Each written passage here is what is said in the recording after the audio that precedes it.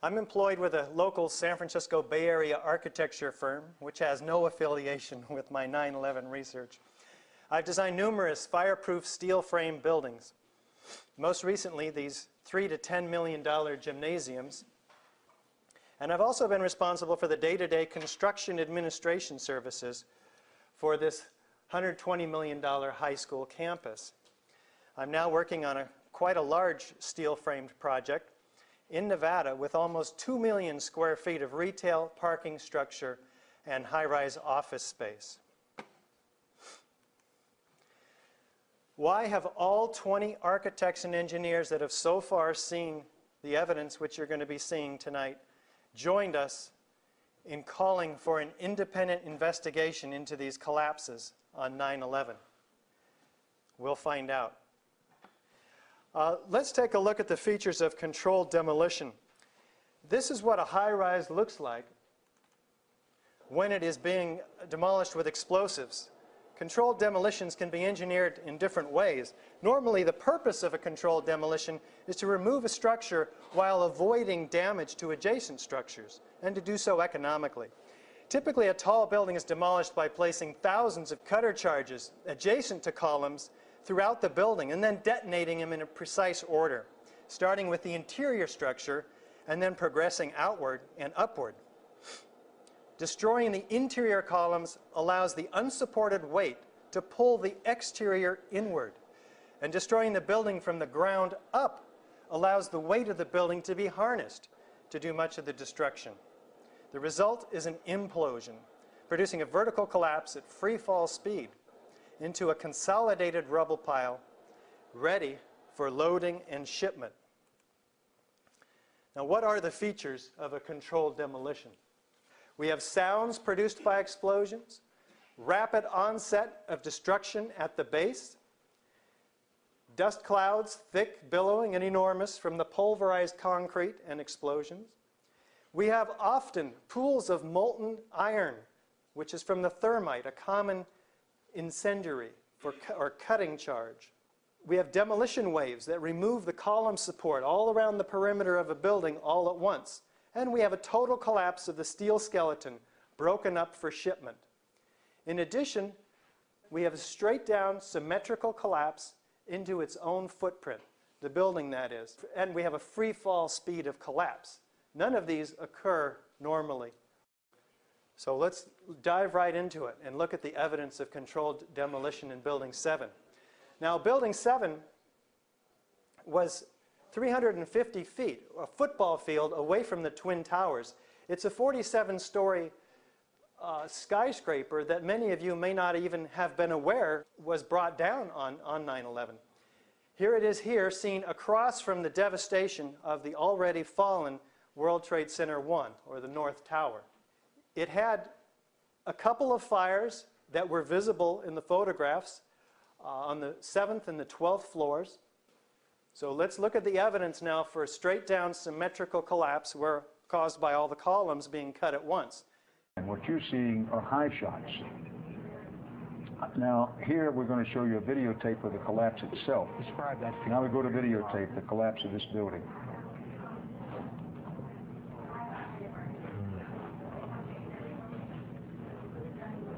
It's amazing. Amazing, incredible, pick your word. For the third time today, it's reminiscent of those pictures we've all seen too much on television before, when a building was deliberately destroyed by well-placed dynamite to knock it down. So the newscasters do tend to tell the truth on the first day, and then somehow the story gets shifted. Deliberately destroyed by well-placed dynamite to knock it down. Now that's what it looks like. How many of you have ever seen a controlled demolition on TV? It kind of looks like this, doesn't it?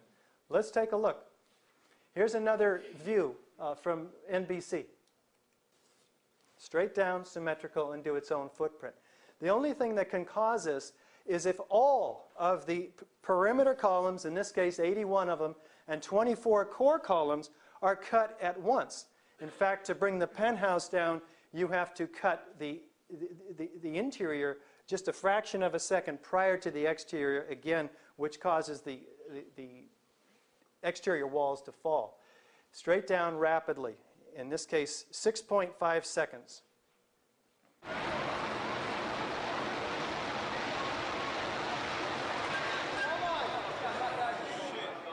It's gone, man. Well, we have also sights and sounds of explosions. Let's take a look. Then suddenly 7 went down. The crowd started running north again, trying to escape the dust cloud and the falling debris. Among them was Daryl. He was a worker trying to help with the injured.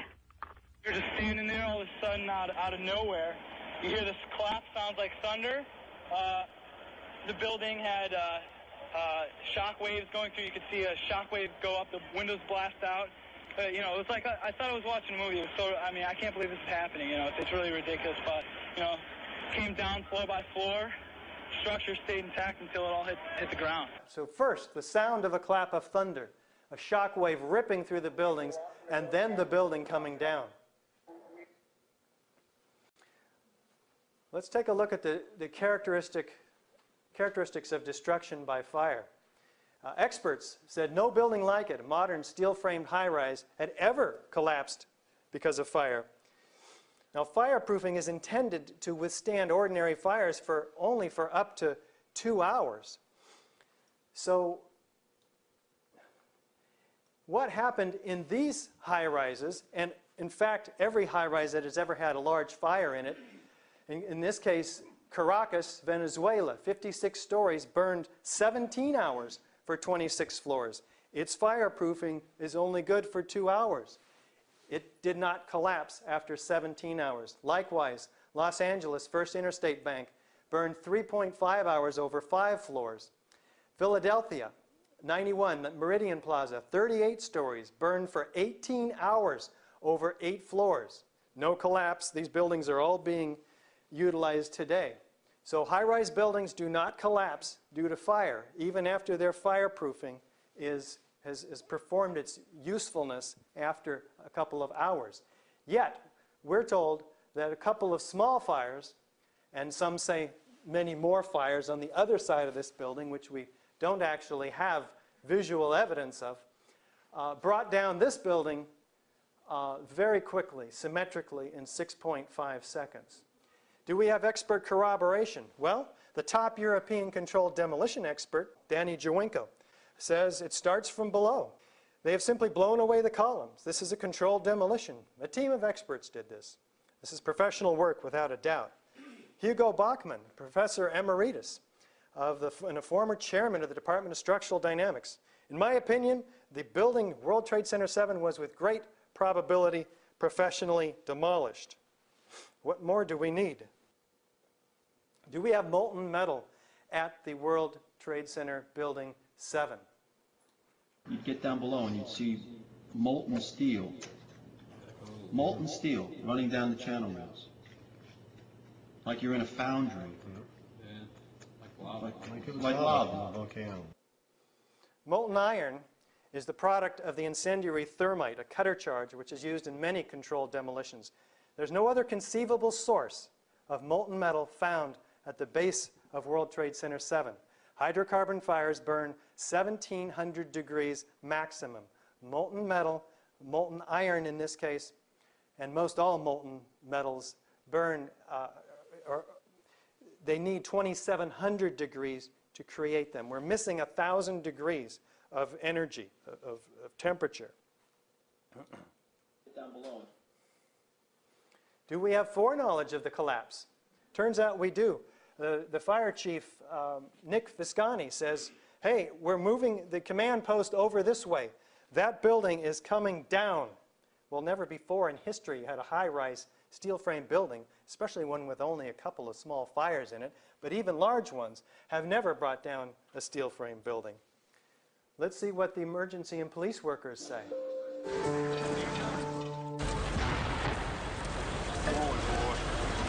Keep your eye on that building. It'll be coming down. Building is about to blow up. Move it back. All right, guys. Sorry. We are walking back. There's a building about to blow up. Well, here we're not even saying there's a fire, that building's coming down. We're saying, hey, it's going to blow up. But so never before in history, again, has a fire brought down, and now we're being told it's going to blow up. Well, fires don't blow up buildings either. Turns out the BBC announced the collapse 20 minutes before it happened. Here is the BBC reporter announcing the 47-story Solomon Brothers building close to the World Trade Center has also collapsed. This was announced 20 minutes prior, and here's the building right here, still up in the air. Who gives these people their scripts? And can't they do a better job of timing these things? BBC, of course, apologized for this mistake, citing the confusion of the day's activities. Indira Singh, emergency worker. By noon or 1 o'clock, they told us we had to move from the triage site up to Pace University, a little further away, because Building 7 was going to come down or being brought down. Seems like there was a lot of awareness that it's not just collapsing by fire. Well, who was in Building 7 as a tenant? Well, the CIA's undercover New York station was there, the IRS, the Department of Defense, Mayor Giuliani's Office of Emergency Management, Securities and Exchange Commission, which, by the way, lost hundreds of active files that were being used to prosecute organizations such as Enron and WorldCom. So this is a highly secure building. Could Al-Qaeda have gotten access to it to set these explosives? I don't think it's probable. What's happening with the investigation? It's been put out to bid, and a proposal was successfully negotiated to Applied Research Associates, but they were told a couple of things. Don't examine floors 1 through 7, and don't examine the 47th floor.